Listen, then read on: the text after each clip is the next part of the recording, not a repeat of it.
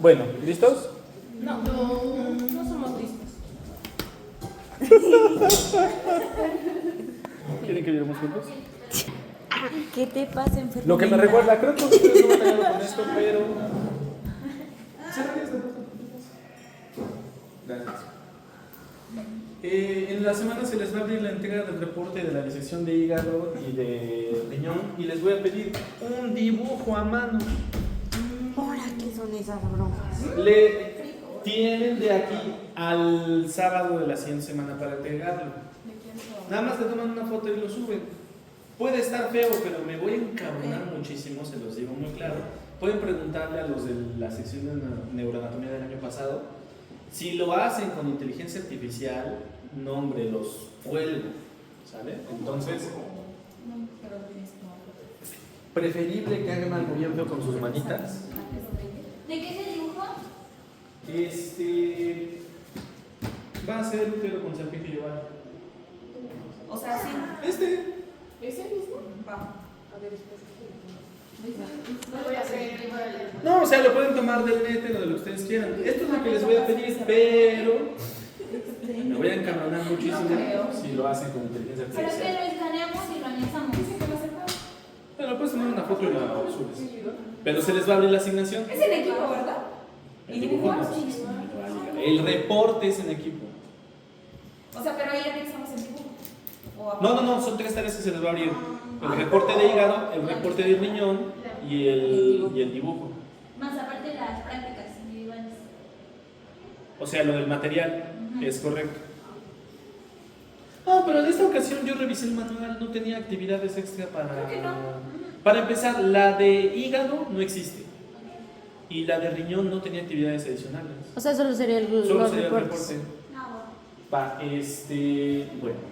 Comentado todo esto, nada más por favor, entreguen las cosas, no las hagan con inteligencia artificial, y ya.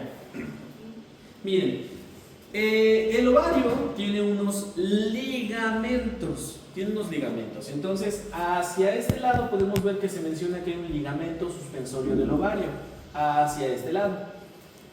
Pero, ¿cuál es la lección más importante que deberían haber aprendido de esta clase?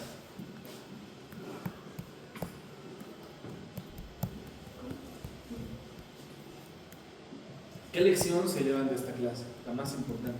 Pues Lo de los hombres. No, los hombres mienten y yo soy hombre. Entonces, fíjense que el ligamento suspensorio del ovario ni es ligamento ni es suspensorio.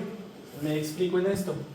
Lo primero, aquí en esta imagen, esto de abajo es la parte posterior y esto es la parte anterior. Aquí están los vasos ováricos y aquí está el ovario. Aquí están los vasos ováricos y aquí está el ovario. Bueno, aquí no hay ningún ligamento, lo que hay es un pliegue peritoneal. En otras palabras, tantito peritoneo que se alzó porque pasan los vasos sanguíneos. Entonces, la primera cuestión es, no es un ligamento. La segunda cuestión es, no sostiene al ovario. El ligamento suspensorio del ovario, no suspende, no sostiene al ovario. ¿Quién lo sostiene lateralmente? Los vasos, no el ligamento. ¿Sale? Esto se parece a la pregunta de estómago. ¿Cuál es el elemento más importante que sostiene al estómago? Al estómago, ¿quién lo sostiene? El esófago, exactamente. Entonces, en este caso no es realmente el ligamento suspensorio del ovario, que ni es ligamento ni es suspensorio, el que sostiene lateralmente al ovario. ¿Quién lo sostiene? Los vasos ováricos, ¿sale? La arteria ovárica y la vena ovárica que van por aquí. Más adelante hablaremos de nuevo de ellos. Ahora, el que sí es un ligamento en toda la extensión de la palabra es el ligamento ovárico o ligamento del ovario. Me da curiosidad, según yo aquí al lado deberían aparecer los nombres, pero bueno. No parecen, qué raro. Bueno, el ligamento del ovario o ligamento ovárico tiene una particularidad en la migración del ovario.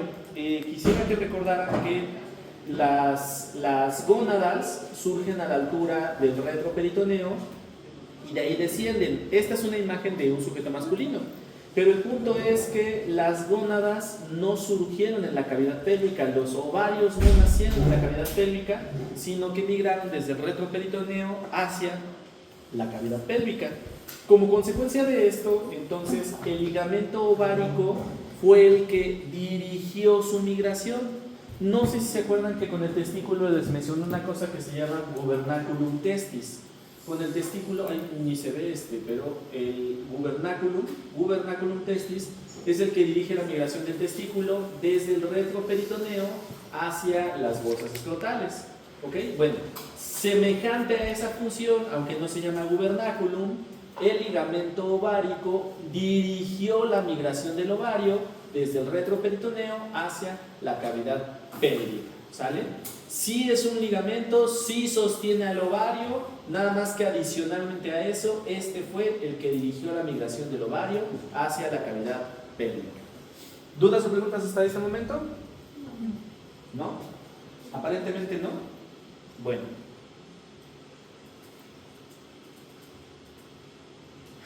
Vamos a hablar del ligamento ancho del útero, ¿sale? El ligamento ancho del útero. Miren, esta imagen de este lado es una vista anterior. ¿Ven el ovario? ¿Y por qué no lo vemos? Porque está atrás, porque está tapado. Está tapado por la presencia de la salpinge, pero además está tapado por la presencia, miren las hijas asomándose. Está tapado por la presencia de la salpinge y por la presencia de esto que es el ligamento ancho del útero. Digo, ya tiene mucho que no hago esto, pero si colocáramos a una persona en esta posición, su cuerpo estaría representando al útero y sus brazos a las salpinges. Entonces, si le aventamos una sábana que lo cubre por delante y por detrás, eso estaría representando exactamente cómo recubre el ligamento ancho del útero al útero y a las salpinges, ¿sale? Básicamente es una hoja de peritoneo que recubre por delante, llega a la parte del fondo del útero y comienza a bajar. Entonces, eso es el ligamento ancho del útero. Ahora, permítanme tantito. Aquí justamente que estoy intentando señalar o que estoy remarcando que no se ve el ovario. Para poder ver el ovario desde la vista anterior se tiene que traccionar. Aquí está una pinza indicándonos que jalaron el ovario desde la parte posterior para poder visualizarlo. ¿Hasta este momento vamos bien? Sí. Bueno, entonces esta es una vista posterior. Aquí ya vemos bien completito. Aquí está el útero, las salpinges, los ovarios que están ahí atrás. Y todo esto que estamos viendo, todo este peritoneo es ligamento ancho, ¿sale? Ligamento ancho.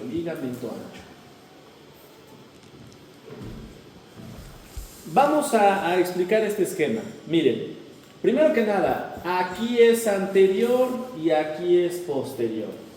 ¿Vamos bien hasta el momento? Ok. Ahora, van a aparecer algunas cosas, pero quiero que pongan atención ahorita nomás en el 1, ¿sale? Nomás en el 1 vamos a poner atención. Esta imagen es un corte parasagital, ¿ok? Esta imagen es un corte parasagital. Es decir, de la línea media o del plano sagital nos movimos ligeramente hacia el lado e hicimos el corte. Y además, obviamente, en una mujer. Entonces, espérenme, ahorita siguen esto, bueno. Entonces, ¿se acuerdan que tenía un 1 acá arriba? Bueno, este 1 nos está indicando a qué altura se hizo ese corte. Este 1 nos está indicando a qué altura se hizo ese corte. ¿Vamos bien? Bueno. Entonces, anterior y posterior.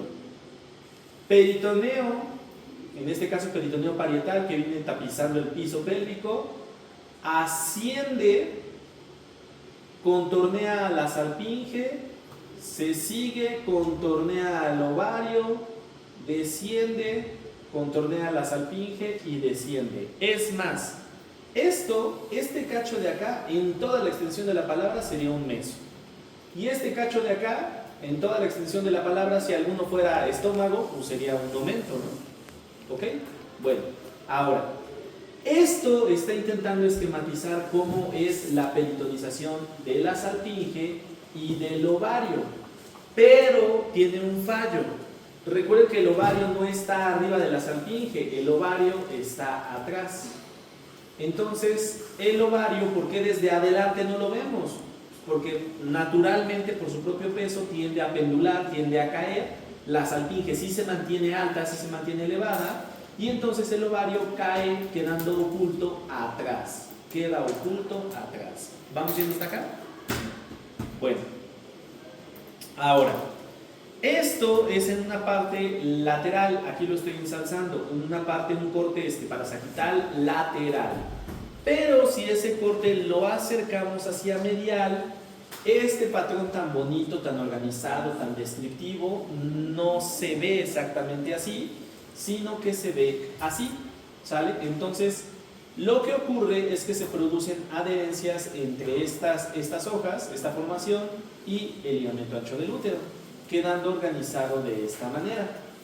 El peritoneo asciende, contornea la salpinge, desciende, formando una estructura que se llama mesosalpinge.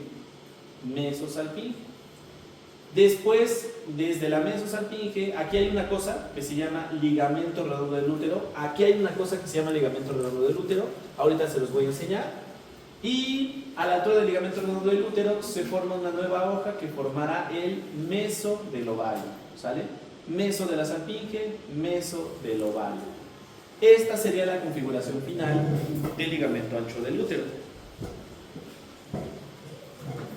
Entonces, peritoneo que viene recubriendo a la pared abdominal, asciende, aquí está el ligamento redondo del útero, contornea la salpinge, desciende a la altura del ligamento redondo del útero, se dirige hacia el ovario, lo contornea, regresa a la altura del ligamento redondo del útero, baja para continuar tapizando la cavidad pélvica.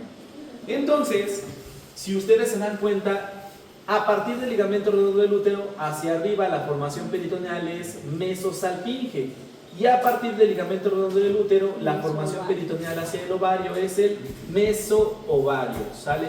Mesoovario. Mesosalpinge, mesoovario. Mesosalpinge, mesoovario. ¿Vamos yendo hasta acá? Bueno, ahora, si vemos desde atrás, eso haría que esta zona, esta lámina de peritoneo que va desde el ovario hacia la salpinge, la mitad pegada a la salpinge sería la mesosalpinge y la mitad pegada al ovario sería mesoovario. Incluso aquí lo podemos ver, mesosalpinx, y aquí está mesoovario. ¿Sale? O sea, incluso la misma imagen lo está marcando, aunque no lo pone tan explícito, tan organizado.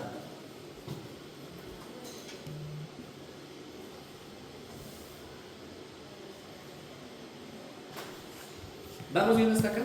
Sí. Bueno. Entonces, recuerden que esta es una vista posterior. Miren, fíjense en esto, antes de que cambie de imagen. La salpinge está entrando al útero y abajito de la salpinge aquí se ve el ligamento ovárico. Vista posterior, ¿sale? Vista posterior. Aquí, chingón. Bueno. Ahora, si me voy a la vista anterior, salpinge y algo está entrando en el útero. Vista anterior. Pero lo que está entrando en el útero, lo que se está insertando aquí en el útero, ya no es el ligamento ovárico. Esto que está acá, que es ligamento redondo del útero, ¿sale? Ligamento redondo del útero. Si lo vemos por atrás, ligamento ovárico, abajito de la inserción de la salpinge. Si lo vemos por adelante, ligamento redondo del útero. Aclaraciones. No es la misma estructura y que reciban nombres diferentes adelante y atrás. Son estructuras bien diferentes, ¿sale? Son estructuras bien diferentes.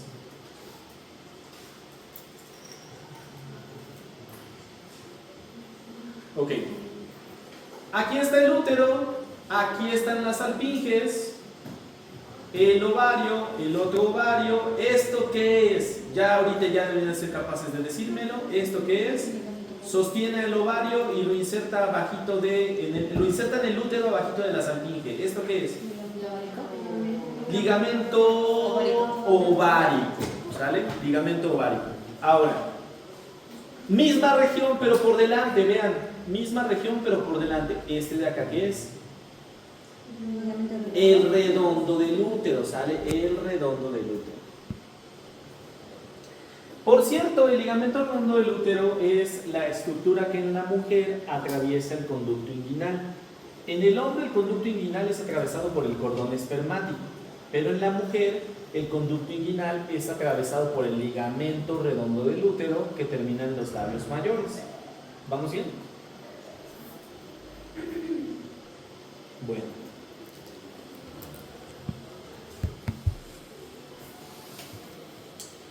Vamos a hablar de los genitales externos, que como les había anticipado desde el comienzo de esta clase, colectivamente los genitales externos se denominan vulva, ¿ok?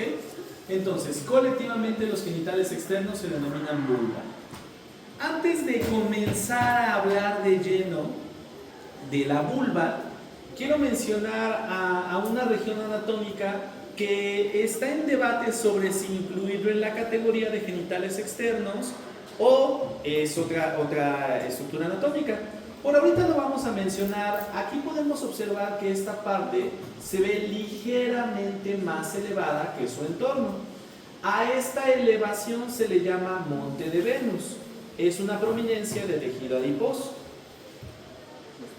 De hecho, por eso, aunque las mujeres suelen ser delgadas, el vientre bajo se suele ver más abombado que en un hombre de la misma complexión, porque por su propia genética favorece que aquí se acumule tejido adiposo, difícil de eliminar entre comillas, enfrente de la sínfisis del pubis. Sale prominencia de tejido adiposo enfrente de la sínfisis del pubis.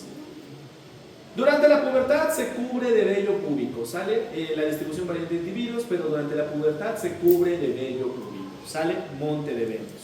¿Vamos yendo hasta acá? Bueno, cambiamos. Bueno, con monte de Venus, ok. Ahora sí, vamos a la vulva y comenzaremos a hablar de los labios mayores y de los labios menores. Miren, los labios mayores son pliegues de piel. Los labios mayores son pliegues de piel. Aquí se ve labios mayores. Labios mayores son pliegues de piel. También en ellos se puede recubrir de vello púbico, dependiendo de las características y la predisposición genética. Los labios menores son pliegues de mucosa, ¿sale? Los labios menores son pliegues de mucosa, pliegues de mucosa. Entre los labios menores tenemos un espacio. En general, en cualquier habitación, la primera habitación, en cualquier edificio, la primera habitación a la que entras se le llama vestíbulo. Por ejemplo, aquí en San Ángel, allá donde está Don Vic, es el vestíbulo, ¿sale? En el corazón, la microcavidad dentro del ventrículo derecho que antecede a la salida de la pulmonar se llama vestíbulo de la pulmonar, ¿ok? Entonces, vestíbulo simplemente es una cavidad que antecede a otra cavidad. Entonces, entre los labios menores encontramos al vestíbulo, ¿sale? Aquí debe estar. Vestíbulo vaginal, porque este espacio antecede la entrada a la vagina. ¿Vamos bien hasta acá? Correcto. Ahora, en un momento voy a regresar a esta imagen, pero en esa transición, ¿sale? En esa transición entre el vestíbulo y la vagina, que se llama introito vaginal, encontramos una membrana conocida como himen. ¿Ok? Que por cierto, himen viene del griego. Hay un dios griego que se llama Himeneo, que es el dios del matrimonio. Entonces se supone que por eso le llaman himen así a esta membrana. El himen de forma natural puede tener distintas disposiciones, yendo desde un himen normal, uno imperforado, uno con microperforaciones, uno de apariencia cribiforme o uno septado, ¿ok? Con la excepción del imperforado, muchas de estas variantes anatómicas del himen pueden persistir hasta la edad de la pubertad y no presentar alguna molestia, no presentar ninguna sintomatología, porque básicamente permiten la salida de la menstruación sin mayor inconveniente. Solo se retrasa la aparición de la menstruación y presenta dolor, presenta molestias, hasta que se hace la revisión y se encuentra que no está perforado el himen. ¿Vamos bien hasta acá? Ok, correcto. Bueno, entonces, esto está presente en el introito vaginal. Está en la transición entre vestíbulo y vagina. Sobra decir que por sus variantes anatómicas, en el momento en el que una mujer establece su primera relación sexual, se pueden romper estas membranas que tienen vascularización y por lo tanto presentarse un sangrado. Pero es importante mencionar deliberadamente que de ninguna forma la ausencia de un sangrado representa un dato fidedigno de la virginidad de una mujer. No tendría que ponerme a decir esto, pero bueno. Esperen, me regreso tantito. Ok. Ahora, regresando al vestíbulo vaginal, la abertura de la vagina no es la única que se encuentra en el vestíbulo vaginal. Nada más que déjenme hacer un acercamiento o ver si tengo que imagen más adelante. Un segundo. No, ya no puso que imagen, entonces con esta.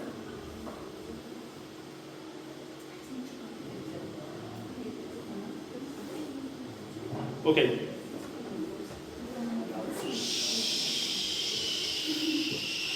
Ok, miren. Por arriba del introito vaginal encontramos primero que nada un orificio. Vamos a jalar acá para que se vayan viendo los nombres. Encontramos...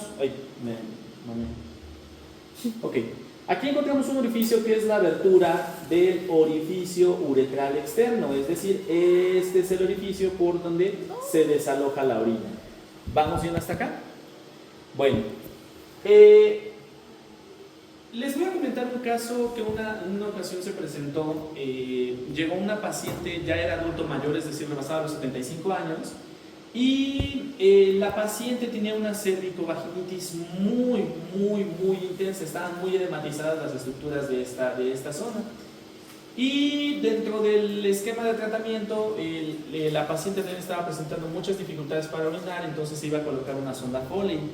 Pero no logramos encontrar el orificio uretral externo y sin bromas, pues estábamos un ginecobstetra, estaba yo, estaba el urólogo y pues dejen que a lo mejor uno fuera inexperto, pero ellos eran especialistas con experiencia y no encontrábamos el orificio uretral externo por el alto grado de edematización que presentaba la paciente.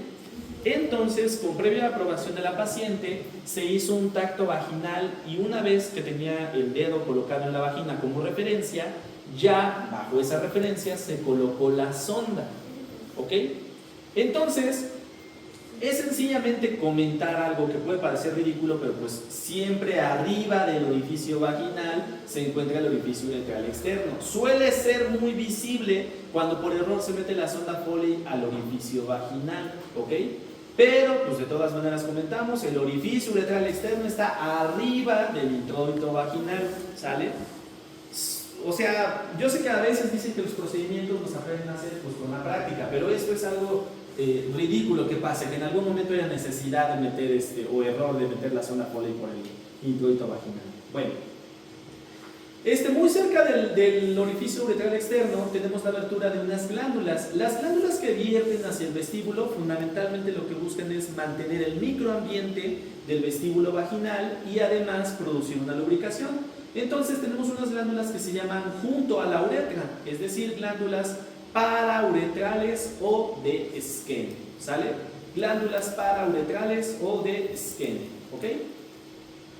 También, por cierto, estas pueden ser objeto de infecciones. Entonces, las glándulas parauretrales o de Skene, ¿cómo se dice? Drenan junto a la uretra, drenan junto a la uretra. También es importante considerar una esquenitis o una inflamación de las glándulas parauretrales como un diagnóstico alternativo si se sospecha de infección de vías urinarias. Ahora, si nos vamos a la parte inferior del vestíbulo vaginal y observamos a los lados del introito, vemos que aquí hay otros dos orificios de desembocadura de glándulas, ¿sale? Nada más que estas glándulas, seguramente el nombre ya lo han escuchado, se llaman glándulas de Bartolino. Aquí está, ¿sale? Glándulas vestibulares mayores o de Bartolino. Miren, se supone que no deberíamos utilizar epónimos, ya lo habíamos platicado, se supone que el epónimo está en franca eliminación, pero, por ejemplo, los ginecobstetras, pues no dicen vestibulitis mayor o algo así, ¿cómo le dicen? Bartolinitis. bueno, pues ni modo, apréndanse los dos nombres, glándulas vestibulares mayores o glándulas de Bartolino. ¿Por qué? Pues porque la inflamación y la infección de estas glándulas, pues todavía se le dice bartolinitis hasta la fecha, ¿sale? ¿Dudas o preguntas hasta el momento? Bueno, vamos a hablar de esto un poquito más adelante, pero hacia la parte inferior los labios menores se fusionan, ¿ok?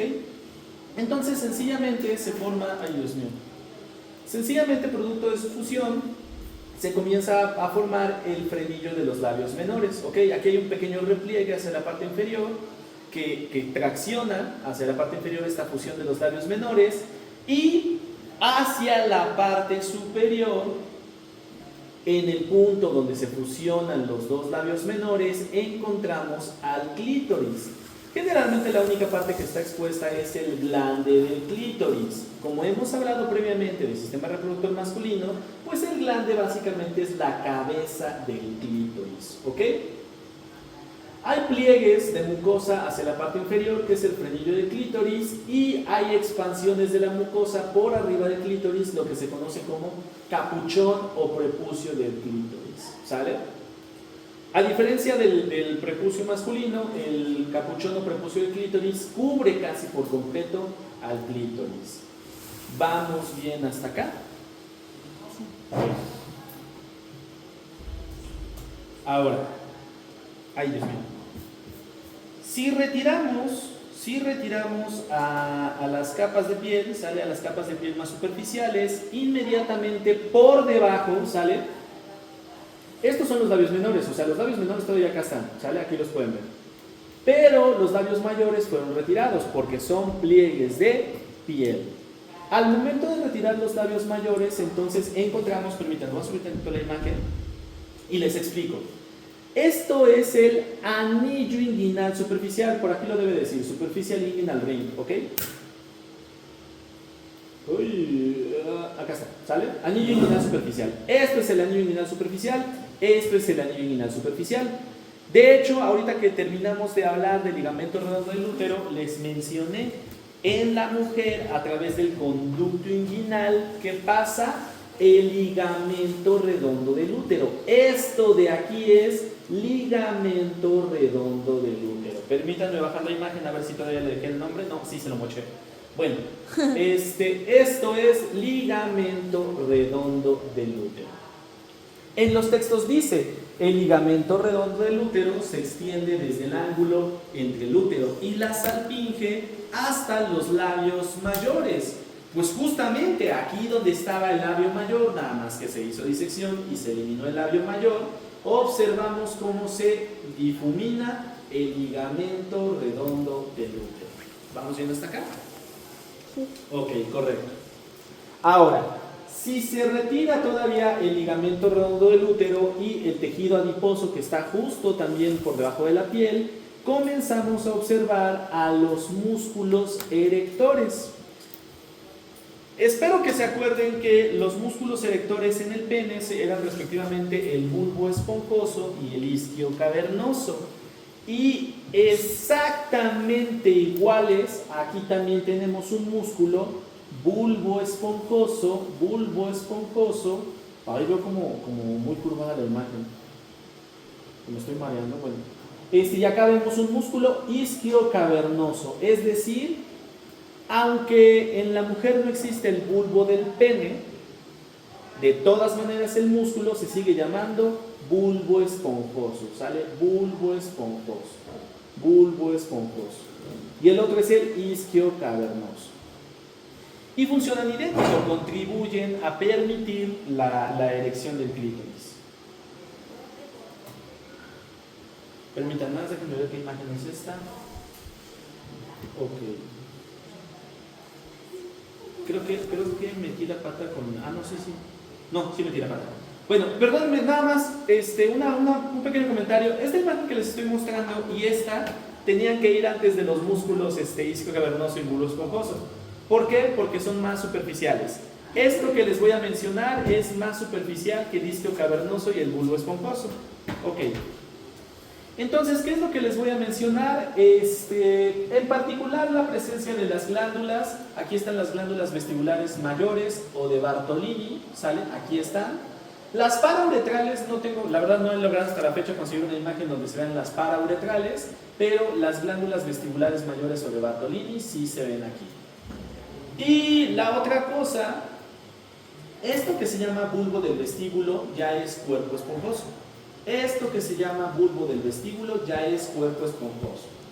Aquí permítanme, para que le entendamos mejor, tengo un pequeño esquema que ahorita les voy a presentar. Ay, Dios mío,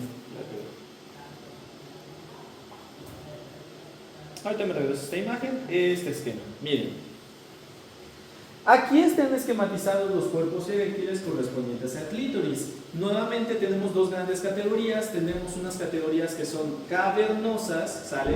Son estructuras poco elásticas, rígidas, entonces tenemos un cuerpo cavernoso y tenemos una estructura esponjosa. Aquí dice bulbo del vestíbulo, entonces esto es el equivalente al cuerpo esponjoso, ¿sale? El equivalente al cuerpo esponjoso. En las imágenes, aquí está ese bulbo del vestíbulo, es decir, el cuerpo esponjoso. Bulbo del vestíbulo, es decir, el cuerpo esponjoso. Bulbo del vestíbulo, es decir, el cuerpo esponjoso, ¿sale? A diferencia del hombre, donde el glande se termina fusionando con el cuerpo esponjoso, en la mujer el glande del clítoris termina fusionándose pero con el cuerpo cavernoso, ¿sale? El cuerpo cavernoso es el que se termina fusionando con el glande del clítoris. ¿Vamos bien hasta acá? Ok. Se fusiona con el clítoris, ¿verdad? Es correcto, se fusiona con el glande del clítoris. El cuerpo cavernoso se fusiona con el glande del clítoris. Justamente para eso saqué justamente para eso saqué esta ilustración. Podemos ver que está el primordio del glande, que es independiente. Entonces, en el hombre este primordio del glande se une con el cuerpo esponjoso, aunque no se ve en la ilustración, perdónenme, me equivoqué de ilustración. Y en la mujer, el glande se fusiona con cuerpos cavernosos. En mujer, glande se fusiona con cuerpos cavernosos. En hombre, glande se fusiona con cuerpo esponjoso. Y esta comparativa, por ejemplo, lo que en el hombre se convirtió en las envolturas de bolsas escrotales y también parte de las envolturas superficiales del pene, en la mujer da origen a labios mayores, ¿sale? Labios mayores. Por otro lado, lo que en el hombre se convirtió en el rafé escrotal y rafé peneano, en la mujer se desarrolla mucho más y genera a los labios menores, ¿sale? Los labios menores. Y por último, en ambos casos, esto que es color verde, que se convierte en el prepucio del glande del pene, también se convierte en el prepucio o capuchón del clítoris.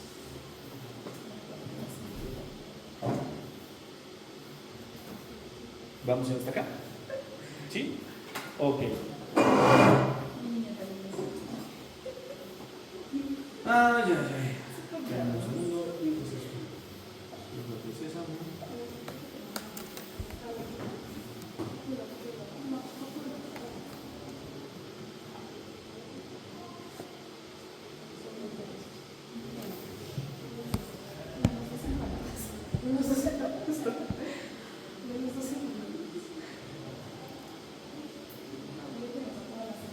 Nada más antes de abrir las últimas diapositivas. Ya hablamos de recto. Ya hablamos de vejiga. Ok.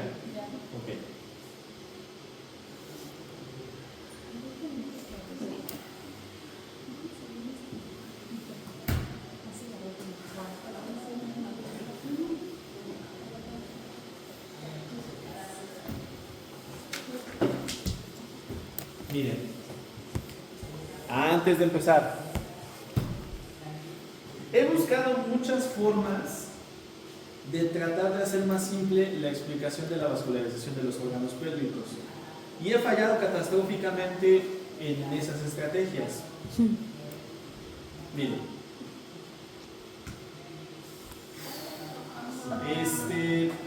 no se espanten tanto, ahorita trataremos de simplificarlo.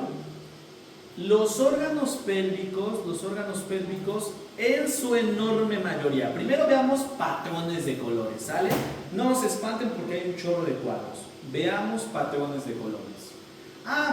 Con color rojo tenemos a la ilíaca interna y ramas de la ilíaca interna. Entonces vemos que la enorme mayoría de las estructuras de la cavidad pélvica tienen irrigación derivada de la ilíaca interna. Excepciones, por ejemplo, el ovario, cuya arteria ovárica viene descendiendo, viene descendiendo desde la aorta directamente o asciende hacia la vena cava de la renal izquierda. Bueno, pues el ovario sería uno de los pocos órganos que, e incluso, no todo, pero en una parte es irrigado por una arteria ajena al sistema de la ilíaca interna. Y el recto, en la parte superior, es irrigado por una arteria que se llama mesentérica inferior. ¿Se acuerdan de las hemorroides? Bueno, justamente las venas rectales superiores drenan hacia la mesentérica inferior, pero todavía hay venas rectales medias e inferiores que drenan hacia la vena ilíaca interna, ¿sale? Entonces, digamos que esto es parcialmente la explicación de por qué se forman las hemorroides cuando hay hipertensión portal. Entonces, estas ahorita no las vamos a abordar,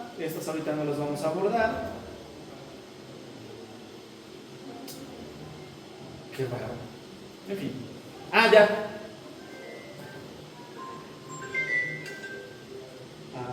Qué bien. Bueno. Un segundo, nada más apago.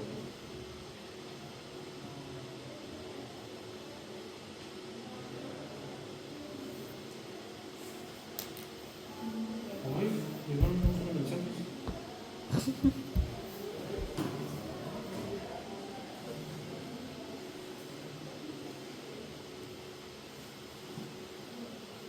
Más un muerto que... Ya. Ok. Vamos con la ilíaca interna y la uterina. ¿Sale? La ilíaca interna y la uterina. La uterina es una arteria que ya comenzamos a mencionar porque pasaba muy cerca del uréter. La uterina es una arteria que ya comenzamos a mencionar porque pasaba muy cerca del uréter. Ahora,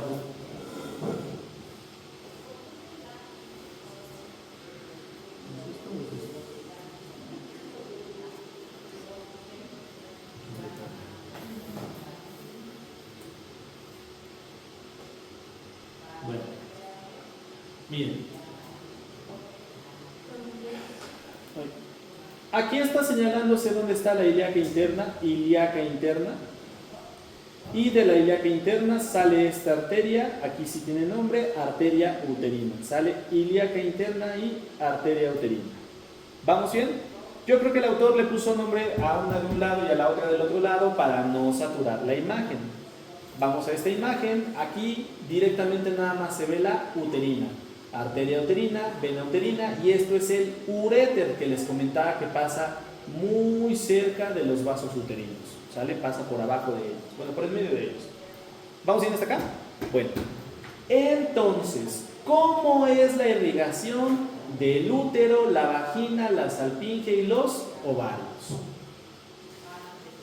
Todo el útero, todo el útero sin excepción es territorio de irrigación de la arteria uterina. Todito el útero es territorio de irrigación de la arteria uterina. Ahora, en el caso de la vagina, el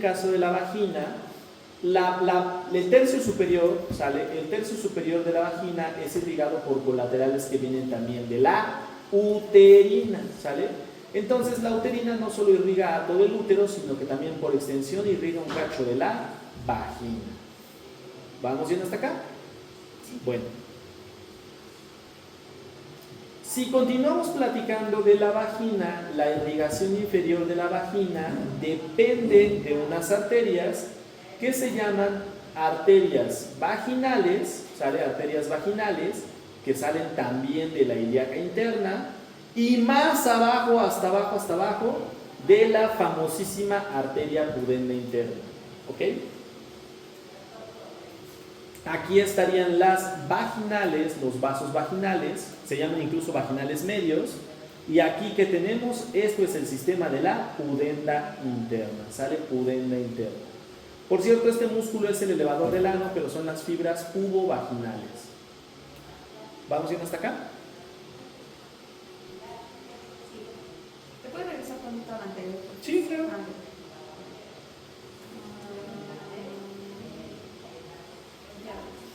Sale. Me voy a regresar al esquema. Perdónme. Dentro de las ramas parietales de la ilíaca interna, la más importante con muchísima diferencia es la pudenda interna, la pudenda interna, la pudenda interna, la pudenda interna. Es más, doctor, ni me acuerdo qué hace la pudenda interna, pero sé que es importante. Perfecto, ya llevamos ganancia. ¿Sale? Entonces, dentro de sus ramas parietales, la pudenda interna es lo máximo, es lo más importante, la pudenda interna. ¿Ok? Ténganla siempre presente. Si algún día tienen duda de qué irriga un órgano, digan pudenda interna. Cuando menos es la parte superficial, le atinaron. A huevito que le atinaron. ¿Vamos bien hasta acá? Salves. Ahora sí, ya. Ok. Continuamos con territorios de irrigación de la uterina. Porque, ¿qué creen? No solo irriga el tercio superior de la vagina y no solo irriga el útero. ¿Qué creen? Se sigue irrigando incluso a la salpinge, ¿sale? Aproximadamente lo que corresponde a la región del istmo y la región uterina de la salpinge también es irrigada por la uterina, ¿sale? También es irrigada por la uterina. Pero aquí viene la última cuestión, creo que se nota mejor en esta versión de la imagen. Si se dan cuenta, el ovario está recibiendo irrigación que viene desde la uterina. Aquí está la uterina y aquí se ve cómo parte de sus vasos terminan llegando al ovario. Por otro lado, esto es lo que llamamos ligamento suspensorio del ovario y estos son los vasos ováricos. En otras palabras, el ovario está recibiendo sangre desde la uterina, pero también está recibiendo sangre desde las ováricas. Fíjense que se puede cortar la ovárica y el ovario sigue recibiendo irrigación. Y me refiero a irrigación suficiente para que el ovario esté como si nada.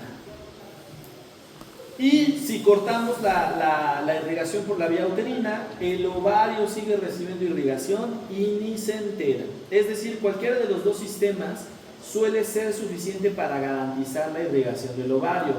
Doctor, que hay variantes donde las ramas uterinas son más pequeñas. Bueno, ok, ya serán sujetos en particular, pero en términos generales, tanto las ramas uterinas que irrigan al ovario como las ramas ováricas que irrigan al ovario son capaces de suplir la irrigación del ovario. ¿Vamos viendo hasta acá? Bueno, siguiente punto. La salpinge. No toda la salpinge vascularmente deriva de la uterina, ¿sale? Arbitrariamente vamos a decir que la porción de la ámpula y del infundíbulo de la salpinge son territorio de la ovárica. Miren, la ovárica aquí le mandó arterias a la región del infundíbulo. La ovárica le mandó ramas a la región del ámpula. ¿Ok? Cambiamos de imagen. Arteria y vena ováricas irrigando la porción del ámpula e irrigando la porción del infundíbulo. ¿Sale? ¿Vamos bien hasta acá?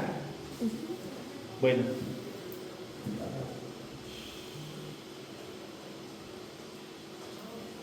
La uterina irriga el útero, irriga a la salpinge medial y al ovario medial.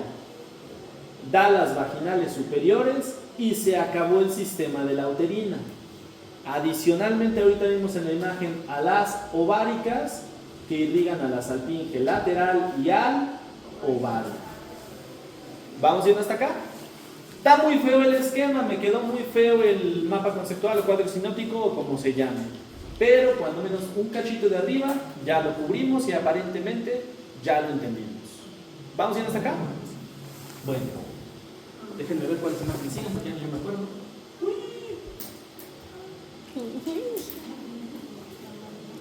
Por cierto, esta imagen, aquí se ven los vasos gonadales, específicamente la ovárica izquierda y la ovárica derecha, y bueno, no se ve bien de este lado, pero de este lado sí se ve bien cómo llegan al ovario, ¿sale? Cómo llegan al ovario.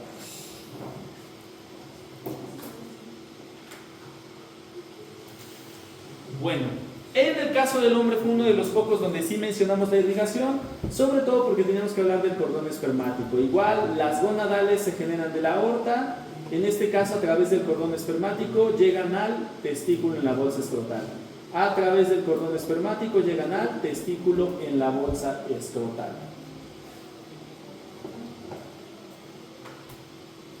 Vamos a hablar del recto. ¿Vale? Vamos a hablar del recto.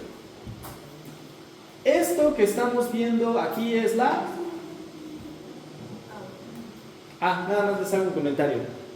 Esta imagen está de espaldas. ¿Sale? Vemos la aorta, vemos la vena cava, vemos el recto de espaldas. El principal factor que nos da el tip de que no lo estamos viendo de frente es que el colon sigmoides está del lado izquierdo. ¿Ok?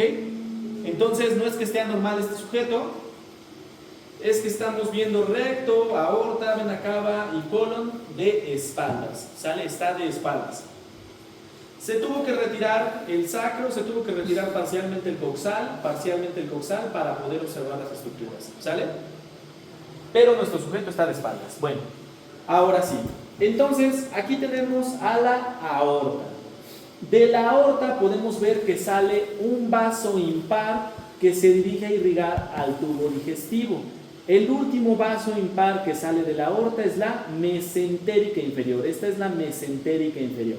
Aquí está de hecho la rama cólica ascendente o cólica izquierda y pues cómo estamos irrigando al colon sigmoides. Estas son ramas sigmoideas, esta es la arteria marginal o arco de Riolano. Ok. Vemos cómo de esta mesentérica inferior, la mesentérica es inferior, irrigamos la parte de arriba del recto. De la mesentérica inferior, irrigamos la parte de arriba del recto. Entonces, de la mesentérica inferior salen las ramas rectales superiores. ¿Salen? Entonces, ahí era la primera. Es en esta, perdón. Acá está, sale. ¿Mesentérica inferior? De la mesentérica inferior sale la rectal superior. ¿Sale?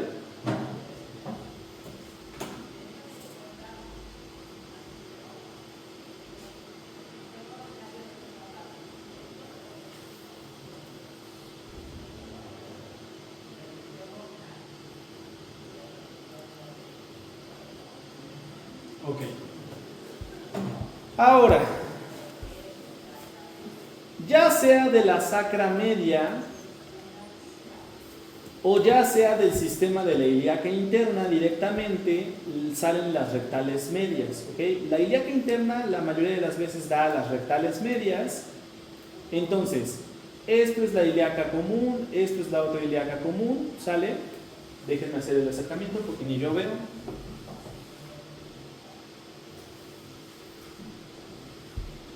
Ok.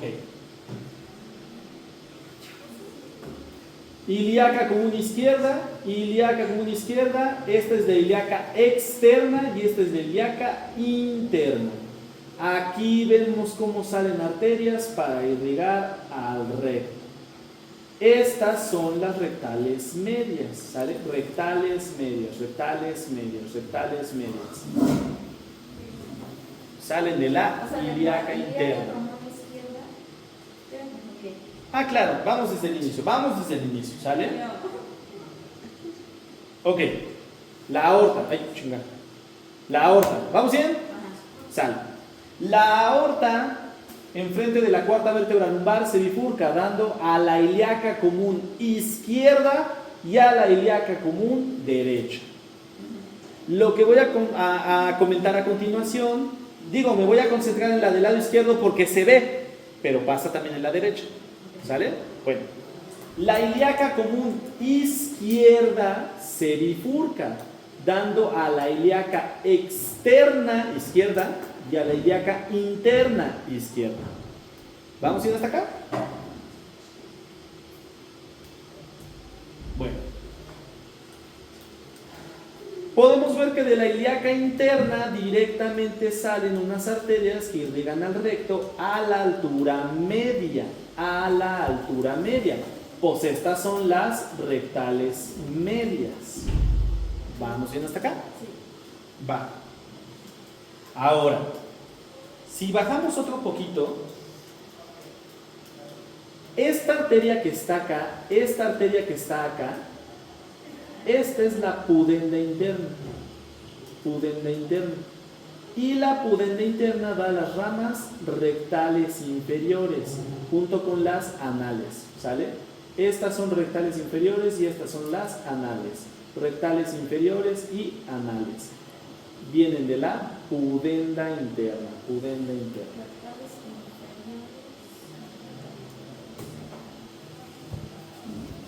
De la ilíaca interna, su ramo parietal más importante es la pudenda interna. La pudenda interna da a las rectales inferiores. De hecho, si se dan cuenta, las ramas que se llaman inferiores, en su gran mayoría vienen de la pudenda interna, rectal inferior, vaginal inferior, uretral inferior. Y si se llaman externas, por ejemplo, todos los genitales externos de la mujer y básicamente también los del hombre, son irrigados por la pudenda interna, pudenda interna, pudenda interna. ¿Vamos bien hasta acá? Bueno, ahora, en particular aquí se vuelve relevante mencionarles que como las venas rectales superiores drenan hacia la mesentérica inferior, esto pertenecería al sistema porta, pero aquí abajo ya estamos hablando de que esto drena hacia el sistema de la cava inferior. Matices, formación de hemorroides. Otro matiz, cuando llega la farmacología, en algunas ocasiones al administrar un medicamento requerimos que no pase ese medicamento por algo que se llama metabolismo de primer paso. Es decir, algunos medicamentos al ser absorbidos y pasar al hígado, el hígado los inactiva. Entonces, de todo lo que le administraron ustedes, ya realmente es muy poco lo que el paciente aprovecha. Pero si un medicamento es administrado por vía rectal, se puede saltar el metabolismo de primer paso, de tal manera que actúa más rápido. ¿Sale? ¿Vamos yendo hasta acá? Por ejemplo, a algunos pacientes que convulsionan, como medicamento de yugulación de la crisis, se les da midazolam o se les indica que tengan midazolam en su casa, administrado con supositorios. Y entonces los familiares ya saben, si comienza a convulsionar y ustedes llaman a los servicios de urgencia y ya lleva más de un minuto convulsionando y no para, le ponen el supositorio. ¿Ok?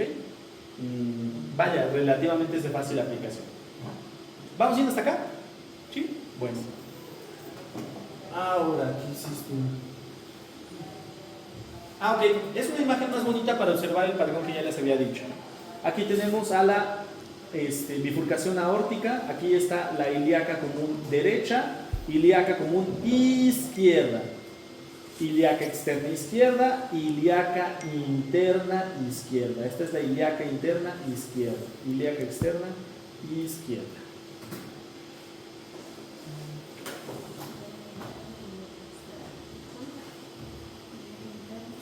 Y se me olvidó que por eso le puse título. Y ven aquí este vaso, esa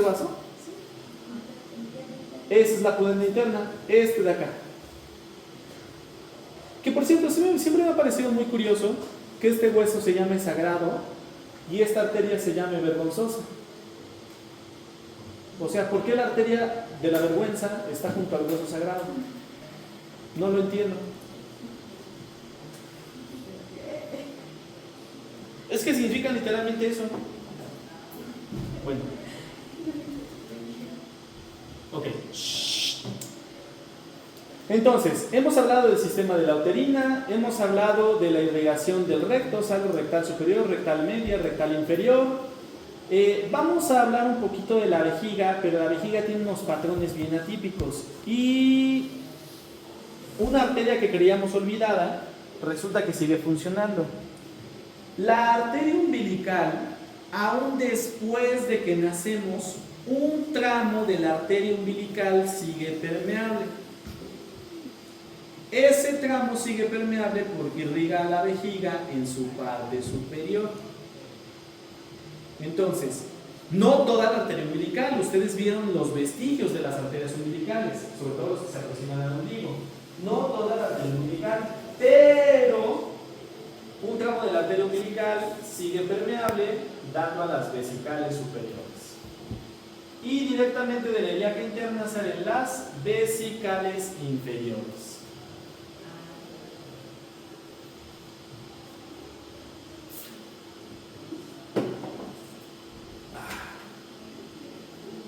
15 minutos más y esto se acabó. 15 más.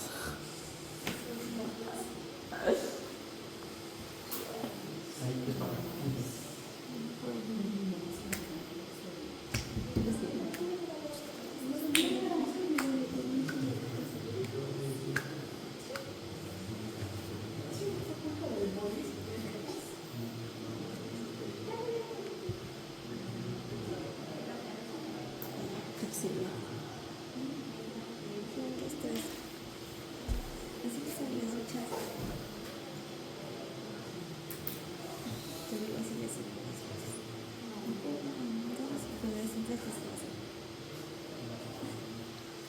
Bueno.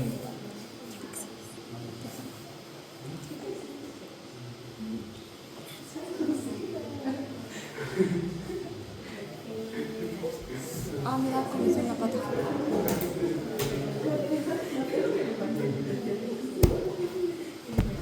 Bueno. Shh, creo que no se ve nada bien.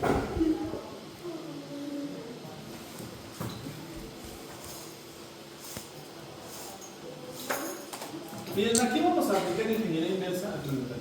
Vamos a aplicar ingeniería inversa. En la lista de términos que viene del lado derecho, traten de localizar arteria umbilical. ¿Ya lo vieron? Sí. Bueno, seguimos la rayita y nos dice que la arteria umbilical es esta. Entonces, vean a la arteria umbilical, está roja, roja, roja, roja, roja, roja, blanca, blanca, blanca, blanca, blanca, blanca. ¿Por qué? Porque esto significa que esta parte todavía es permeable y da a las vesicales superiores, las arterias vesicales superiores, pero esta parte ya no. Ya se convirtió en el ligamento umbilical, ¿sale? Vamos bien hasta acá. Y luego, por otro lado, la irrigación de la parte inferior de la vejiga, ¿sale? Bueno, estas son ramas prostáticas de la arteria vesical inferior. La arteria vesical inferior como tal, se pusieron nombre. Bueno, ramas prostáticas, pero aquí vemos cómo irriga la parte inferior de la vejiga. Arteria vesical inferior que salió directamente de la ilíaca interna, ¿sale?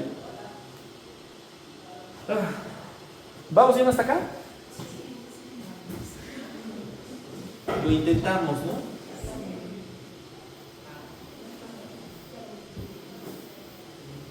Bueno, entonces hemos hablado del sistema de la uterina, de las rectales, de las vesicales y ya hablamos también parcialmente de las vaginales, ¿ok?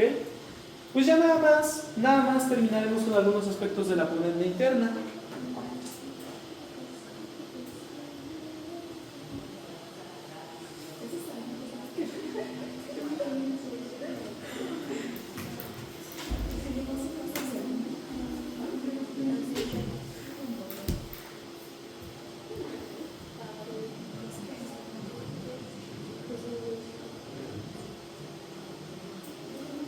Bueno, miren. La pudenda interna es la principal arteria que se encarga de la irrigación más allá, repito esto, más allá del diafragma pélvico. Aquí, por ejemplo, estamos observando fibras del músculo elevador del ano. Estas son fibras del músculo elevador del ano. Concretamente, estos deben de ser fascículos puborectales, estos deben de ser fascículos pubococcígeos. Entonces, superficial con respecto al diafragma pélvico es territorio de la pudenda interna. ¿Qué hay superficial con respecto al diafragma pélvico? Periné.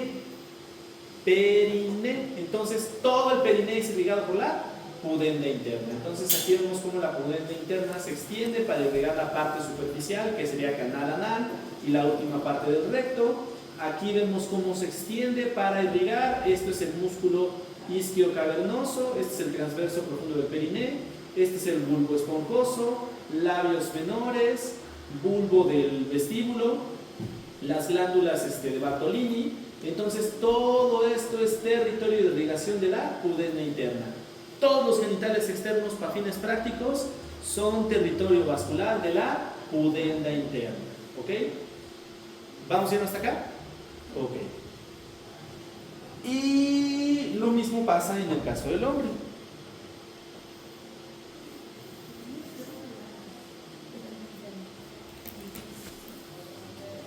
Nuevamente podemos observar aquí unas ramas de la pudenda interna que se dirigen hacia la parte superficial del canal anal. Aquí vemos como otras ramas se dirigen hacia el transverso profundo del periné, hacia el isquio cavernoso, el bulbo esponjoso, e incluso se extienden hacia las bolsas escrotales.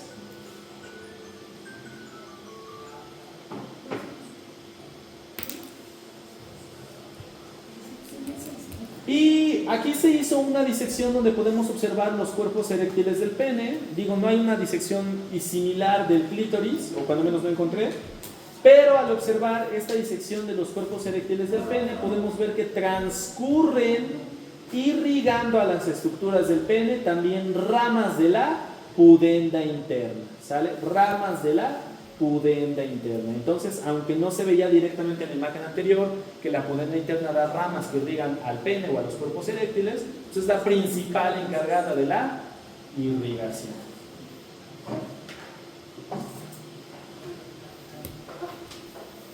10 minutos y este pedo se acaba. Sí. Y los voy a odiar. Si reprueban, los voy a ver. ¿Nos vas a pasar todos tus apuntes? Voy a aplicar la de. ¿Les gustó esta clase? Sí. Quédense otro semestre, recurso. Bueno.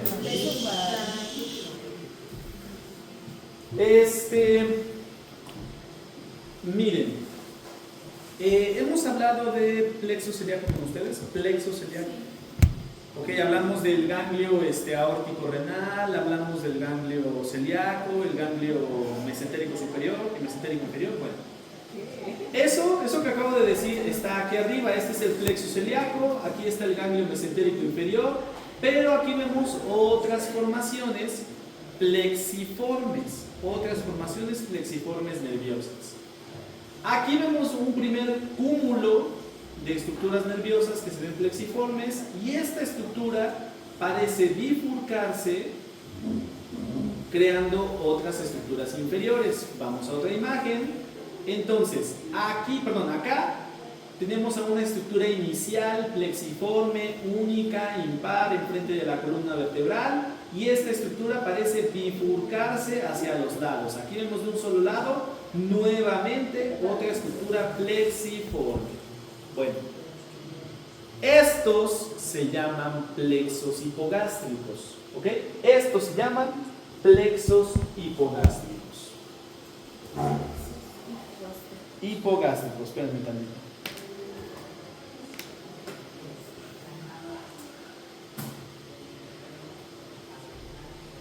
Yo pienso que tiene una mejor imagen.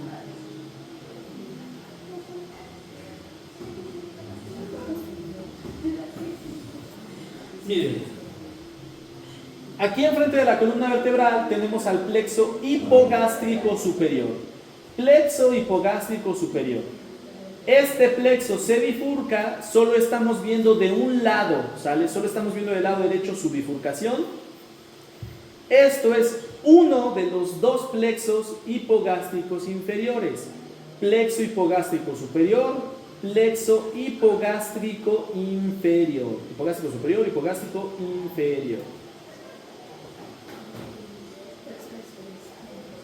Aquí está la imagen que estoy buscando. No, más o menos.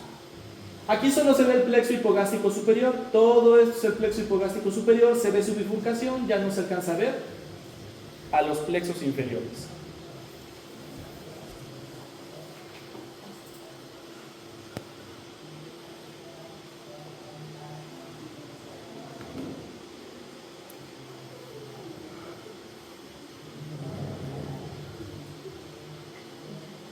Ahora, el plexo hipogástrico superior, ustedes pueden ver cómo recibe fibras de los ganglios simpáticos, ¿ok? Entonces el plexo hipogástrico superior es predominantemente simpático. Repito esto, el plexo hipogástrico superior es predominantemente simpático, porque recibe fibras de los ganglios simpáticos. Ahora, el plexo hipogástrico superior es predominantemente simpático, porque recibe fibras directamente de los ganglios simpáticos.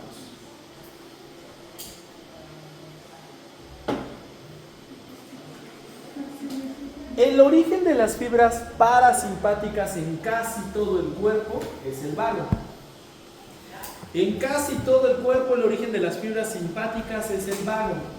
Solo hay un sitio, bueno, hay dos sitios, pero uno de esos sitios donde el vago no crea las fibras parasimpáticas es la pelvis. En la pelvis el vago no crea las fibras parasimpáticas, sino que estas nacen de las raíces nerviosas sacras. Que estamos viendo acá, raíces nerviosas sacras. Esto va a crear a los plexos sacros o plexo lumbosacro que mueve a la pata. Pero no nos interesa eso. Vean aquí, puentecitos, puentecitos y más puentecitos que unen a las fibras sacras con el plexo hipogástrico inferior. ¿Qué tipo de información le están dando estas fibras sacras al plexo hipogástrico inferior? Le están dando información parasimpática. De tal manera que el plexo hipogástrico inferior ya tiene fibras parasimpáticas, pero también, como el superior, si se dan cuenta, le mandó fibras, entonces el plexo hipogástrico inferior tiene fibras de los dos tipos. Y el plexo hipogástrico inferior, en este caso su nombre, podemos ver que le manda fibras al recto, a la vejiga, incluso a los genitales externos.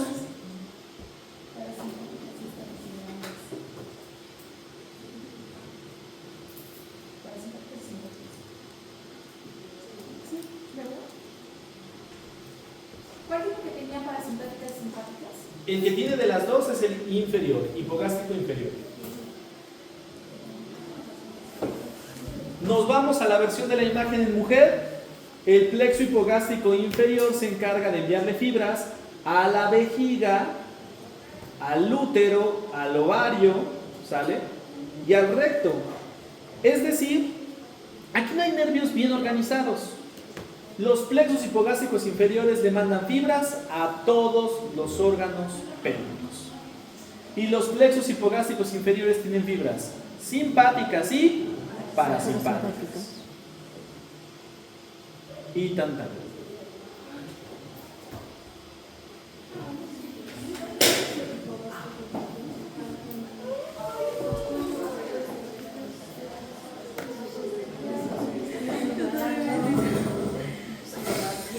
No me despido porque todavía el próximo sábado tengo que aplicarles examen y si ahorita me